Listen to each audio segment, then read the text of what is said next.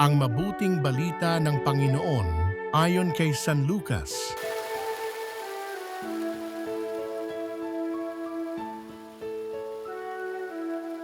Noong panahong iyon, bumalik si Jesus sa Galilea at sumasa kanya ang kapangyarihan ng Espiritu Santo.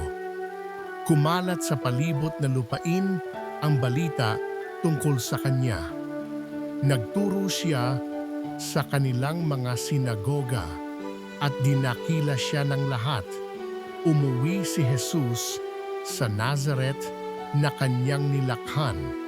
Gaya ng kanyang kinagawian, pumasok siya sa sinagoga ng araw ng pamamahinga. Tumindig siya upang bumasa at ibinigay sa kanya ang aklat ni Propeta Isaias. Binuksan niya ang aklat sa dakong kinasusulatan ng ganito, "Sumasa akin ang Espiritu ng Panginoon, sapagkat hinirang niya ako upang ipangaral sa mga dukha ang mabuting balita.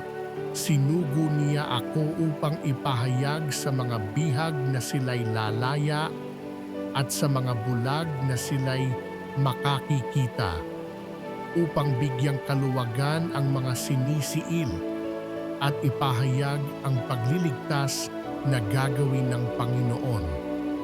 Pinalumbon niya ang kasulatan at matapos isauli sa tagapaglingkod, siya'y naupo.